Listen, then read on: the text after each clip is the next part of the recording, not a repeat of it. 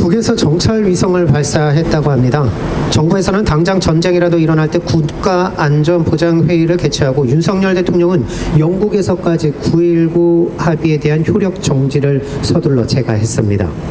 미국 정부도 나서서 북한의 정찰 위성 발사를 규탄한다고 합니다.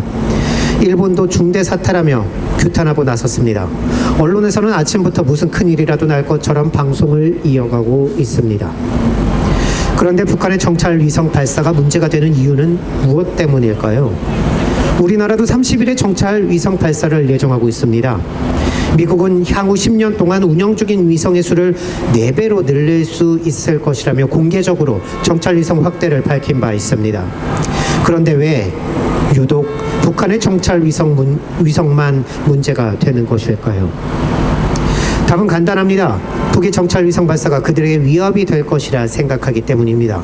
그럼 왜 유독 한국, 미국, 일본이 민감하게 반응하는 것일까요? 이 또한 간단합니다. 북을 적대하고 북을 대상으로 한 적대 행위를 이어왔기 때문입니다. 군사적 압박을 강화해왔기 때문입니다. 지난 10월 30일에 미국 밴더버그 공군기지에서 미니트맨 3 시험 발사를 했습니다. 미니트맨 3는 대륙간 탄도미사일입니다. 우리나라 국방부 대표단도 시험 발사를 첨관했습니다. 미국은 수천 개의 핵무기를 보유하고 있죠. 또 대륙간 탄도미사일 발사 시험을 하는데 어떤 제재도 받지 않고 있습니다. 미국의 핵은 안전하고 북한의 핵은 유독 위험해서 그렇게 제재하는 것인가요? 세계에서 유일하게 핵무기를 사용한 나라가 바로 미국입니다. 세계 어느 나라도 핵무기를 사용한 역사가 없죠. 미국은 막강한 군사력을 기반으로 세계 곳곳에서 분쟁을 부추기고 패권을 이어가고 있습니다. 진정 위험한 것은 미국의 핵 아닙니까? 북한의 군사적 무장도 계속된 군사적 압박과 위협에 대응한 것이었습니다.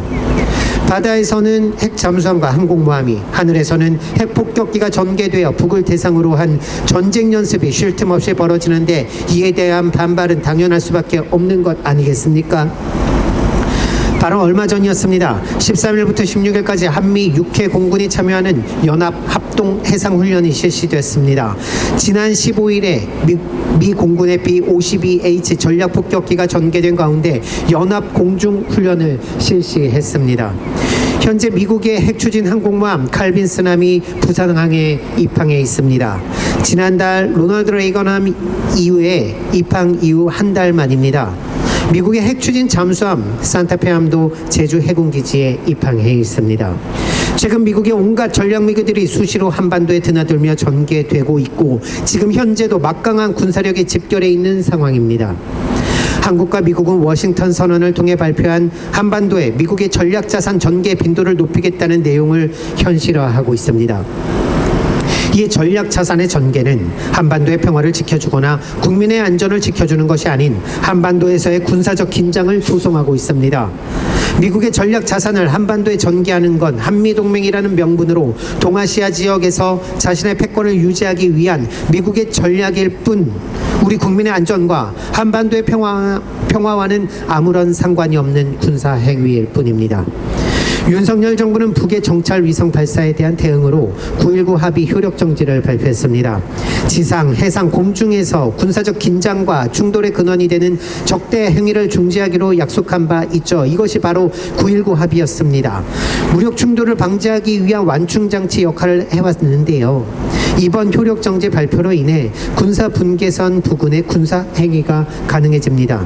앞서 얘기한 것처럼 우리도 30일에 정찰 위성 발사를 앞두고 있는 상황에서 지금 북의 정찰 위성 발사에 대해 이렇게 민감하게 반응하는 이유는 무엇입니까? 우리 정찰 위성은 문제없고 북한의 정찰 위성만 문제가 되는 근거는 무엇이죠? 문제는 지속된 적대 정책과 군사적 위협으로 점점 대립과 경쟁이 심화되고 긴장이 고조되어 온 것이 문제 아니겠습니까? 정부에서 9.19 합의 효력 정지를 이야기하지만 이미 9.19 합의가 무색하게도 지상, 해상, 공중 할 것 없이 북을 대상으로 한 군사 행위가 확대 강화되어 온 것이 바로 문제입니다. 마치 북의 반발과 대응을 기다렸다는 듯 바로 9.19 합의 효력 정지를 발표했습니다. 그 다음 수순은 무엇입니까? 군사분계선 주변에서의 군사 활동을 강화하고 미국의 전략 자산을 동원해 한미연합 훈련을 벌이며 군사적 긴장을 조성하고 그러다 작은 마찰이라도 발생하면 전면전으로 이어질 수도 있습니다. 그 가능성은 충분합니다. 국민의 안전과 한반도의 평화를 바란다면 지금 윤석열 정부가 해야 할 일은 근본적인 대북 적대 정책 전환입니다. 한미 전쟁 영습 중단입니다. 계속 대북 적대 정책을 이어가고 한반도의 전쟁으로 나아간다면 국민들의 심판을 면치 못할 것입니다. 우리는 한반도 평화를 위해, 국민의 안전을 위해 한반도에서의 전쟁을 부추기는 미국을 반대합니다. 무조건 미국만을 추종하는 윤석열 정부를 반대합니다. 한반도의 평화를 위한 촛불을 밝혀 나갈 것입니다. 시민 여러분들도 함께해 주시면 감사하겠습니다. 고맙습니다.